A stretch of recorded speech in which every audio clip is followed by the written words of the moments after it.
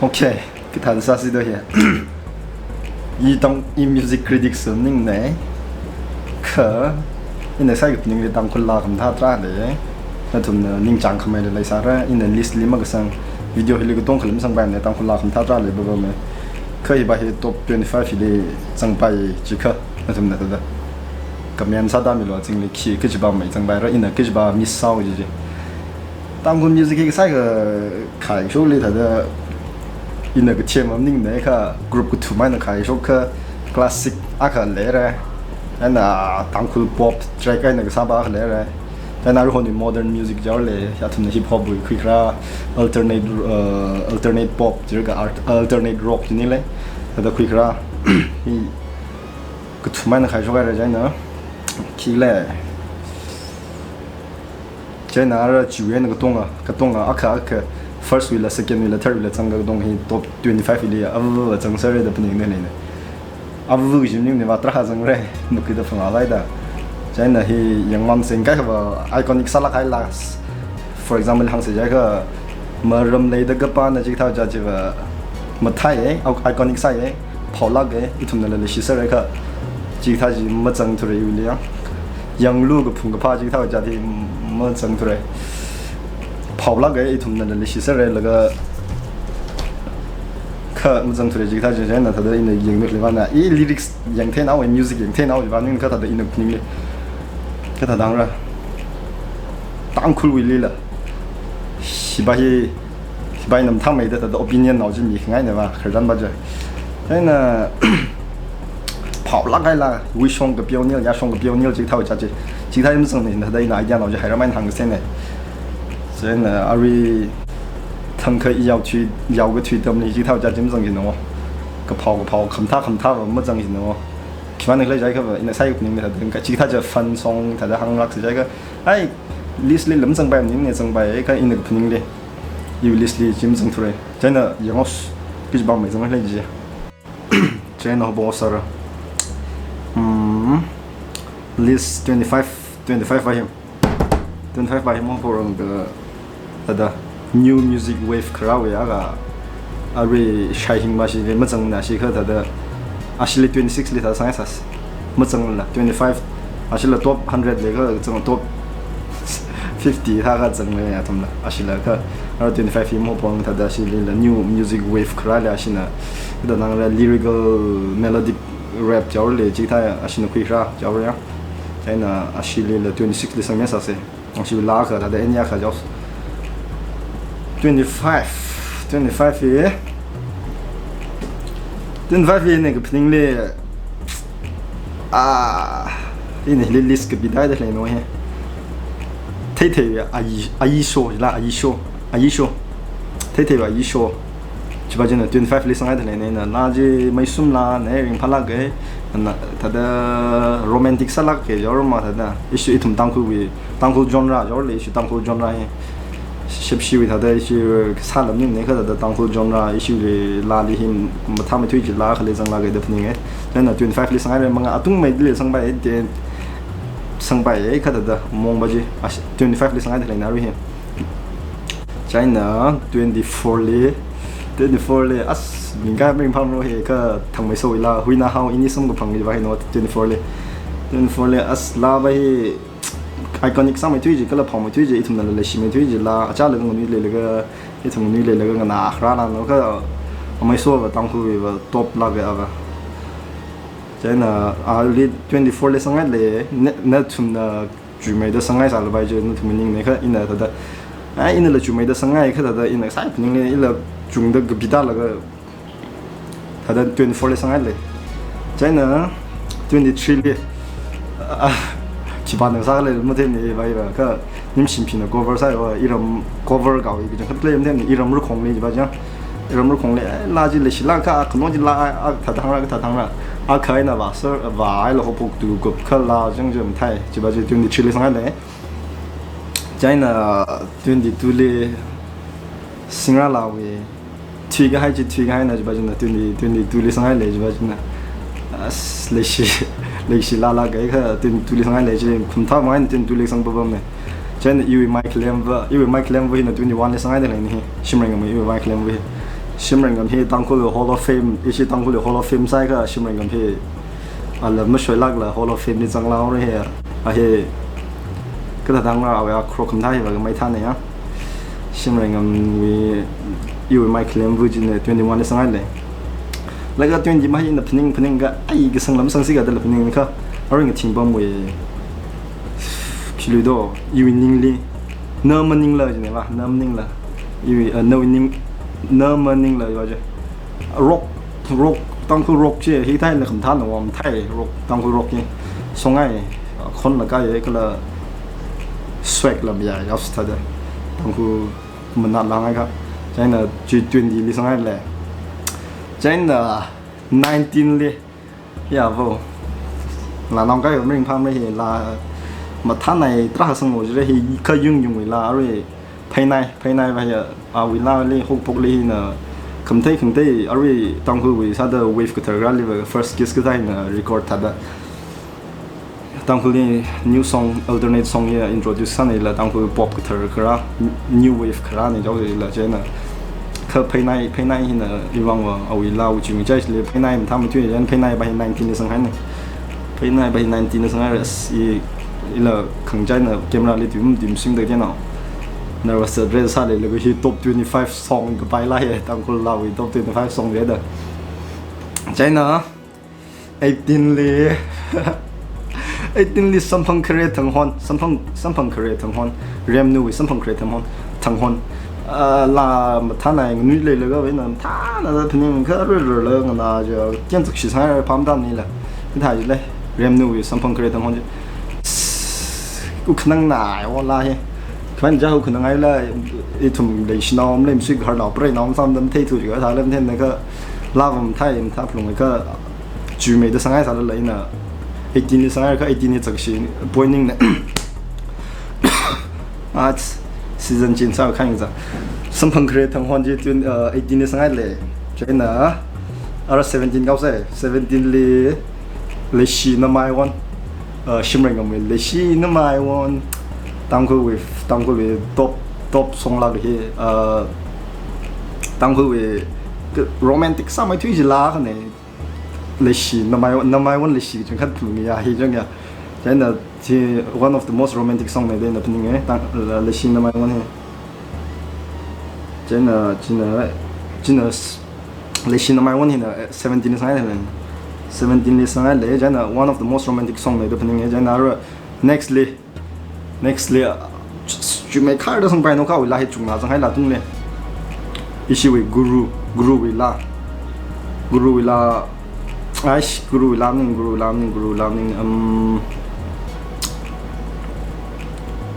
mấy số với la này mấy số với la as in your area ngân nằm cái power thì mấy số với la mình chơi lên ngân nằm power thì ngân nằm cái khởi thì mấy đàn aiถ้าจะฟันสงสัยว่าใครนี่จังมันไม่ใช่มีโลจูจับโมเรลวิ่งเท่าจัดแล้วก็คำท่าลำท่าเสร็จแล้วอะไรฟันท่าเสร็จแล้วก็แค่ชี้สั้นอะไรก็เอาเวลาวิ่งใจเลี้ยงนำกับพาวันไปให้นำกับพาวันไปให้ยังไงก็ใส่ก็เป็นเลยก็เดี๋ยวเราทุกไม่ได้ก็บีไทยว่าอีลิริกส์เทียมน้าเว้ยอีลาเทียมน้าเว้ยยังไงก็ได้ขยันไปให้อินอะไรตามคุณเลยtop 25 song hi in reading sak hiang sa le ta da experience ka sa jaw le na thum na keep an english we ka sa jaw le ja na nam pa won ba hi na in 16 sang ai le nam pa won isi ka yang le kho na won mang nam pa mai ne kang te ba ji mai so guru ja na mai so ji ba tai de hi ha ka mai dia ko mai le ne ang ko liao mai so ja sak ga ni pon no ja nam pa won hi na 16 sang ai le China 15 le 15 này dùng với la lùi nói ngân non khai khử thì lấy mấy bậc mình nó ít ở gia bậc mình nó cái bị này đang thằng nào được bị là cái la làm thằng này nào đang nào vào mà nói cái thay và top tiền này cao đấy ở trong và short thời thay đó kể với la thằng nào nã cái cầm thang lấy đó tại chính thay regard mình hay cái gì thế rồi cái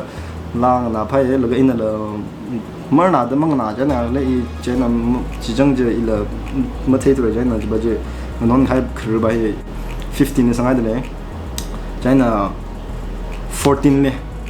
14 này lao vì tăng huấn luyện cho đi cái thằng ra Bob Dylan narrate khởi narrate like a Rolling Stone mong lên thật đó Mr. Tambourine Man chứ này chỉ lên narrate sao tao mong nè lại này nó narrate sao tao mong nè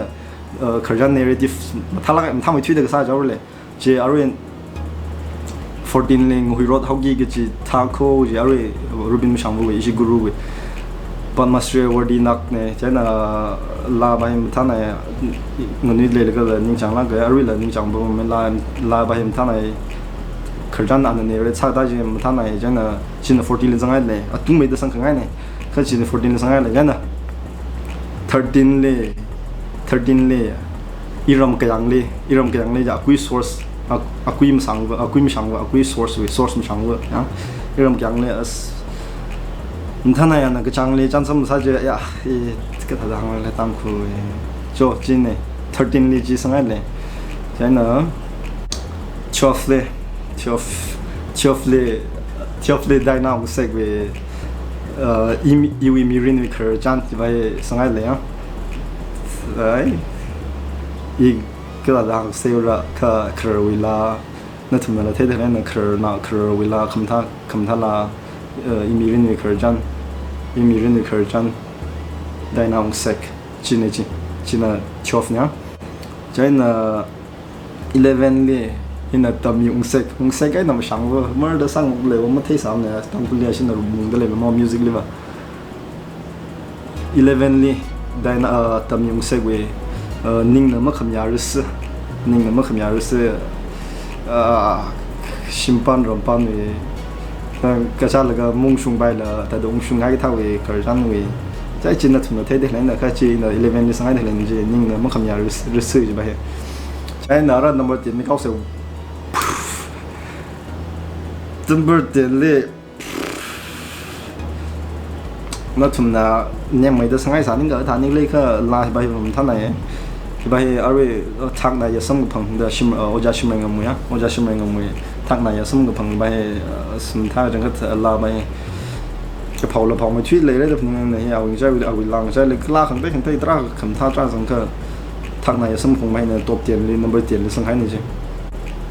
China run number 9 they are really in a guru yang guru with Saharwan cái bài one and naturally rin là cái nhau người là cái sao đi rin là rầm như là cái sao đi rin là sao hay chính cũng bạn nào không ai xem thằng này chứ nó tụi nó in explain sao là thế này này chính cũng gì vậy Saharwan cái bài one thì number 9 là sao này China number 8 le Kingsword Oja Kingsword with Quirawan tam cái này one như vậy chăn xăm là sao thế lệ được những cái này nó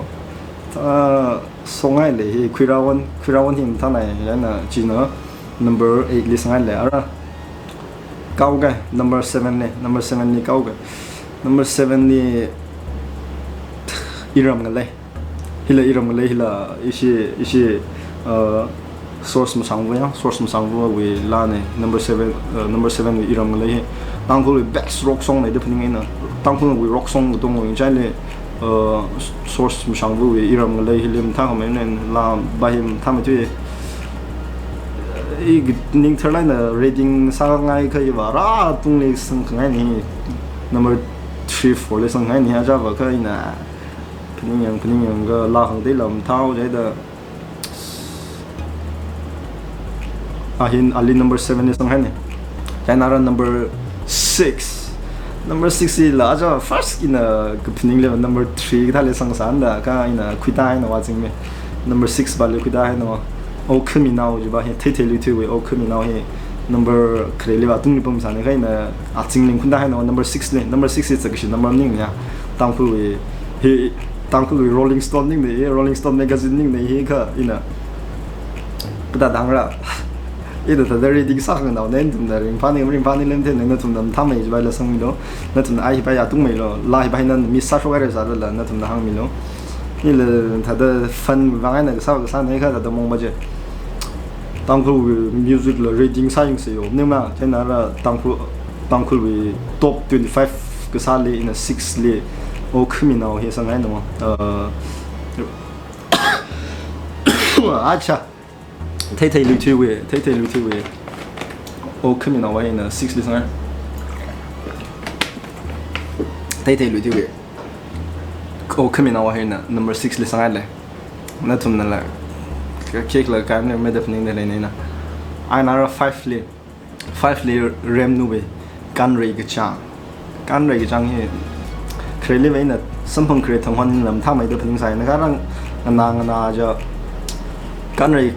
cái trang thì làm tham mấy lo anh cái thật là in ang lấy cái pora even lấy cái pora à vấn đề là cho anh lyrics thuộc mấy hard là cái gì thay quá yêu thích cái cho nên number 5 li sang ai vậy can rây cái trang là cái mà xí lấy trang xâm là cái sai hệ career shock này William Shakespeare style là sai nó không tăng không nào sát thế đấy là nên là can rây trang number 5 li sang ai này cho nên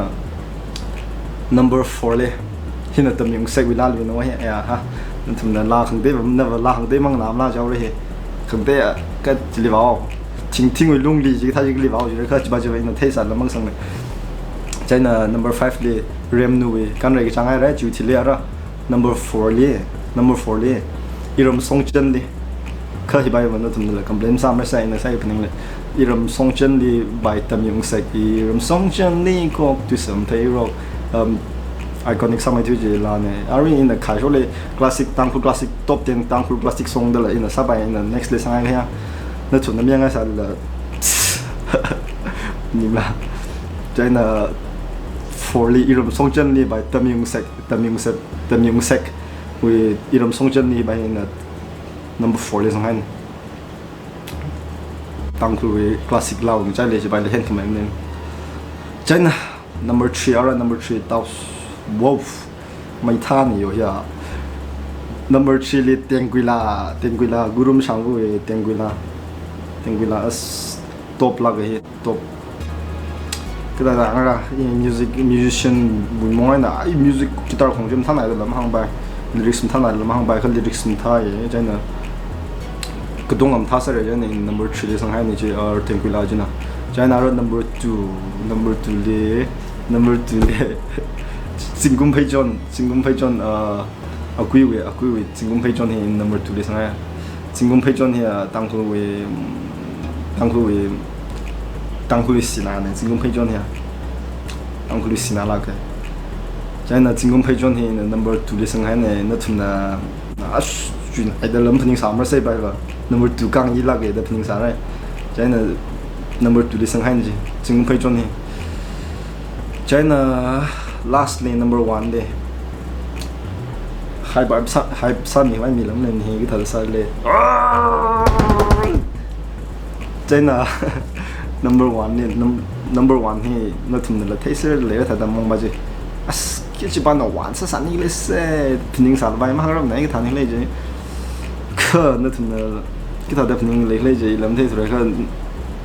tăng khu signature song tăng khu chỉ là cái thay là tăng khu la hàng rồi chứ đơn mi cha chỉ hình đến hàng sản là la bao giờ fashion show đi cái sự đi share sẽ accident nó làm nó thầm event ra là cái sim rau vậy là nên là tăng khu number 1 này trong không phila vào tăng khu signature song này top group sang vô nhá top la này signature la cái tăng khu define cái sao la này hậu phục tăng khu la mà thang cái phục cho lấy gì chỉ hiện ở tại trong không phila vô là number 1 tại music là các tông âm thay even music video anh từng làm thay chỉ bao giờ chẳng chả cho nên là nó đi compare sao đó là sung thế công nhau nào đã dùng những quý đó là sắc chẳng đó là compare sao đó là gì à thuộc lại là sai là music làm thế này cho nên chính là number 1 there chứ chính này cái thằng này làm thế là thường là cái phim khí làm thế này cái chính là cầm thang ra lại in mention mang sang là ra rằng này đây chính là thường là phim cái ai chỉ bài là sang lạc rồi say chỉ bài đấy cái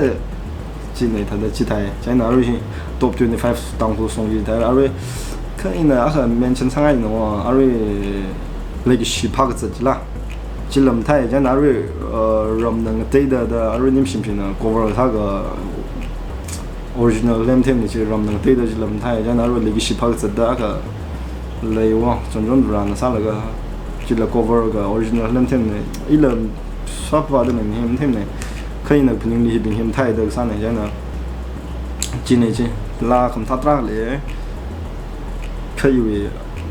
I we guessing ni China ta chi top 25 ni jin tu na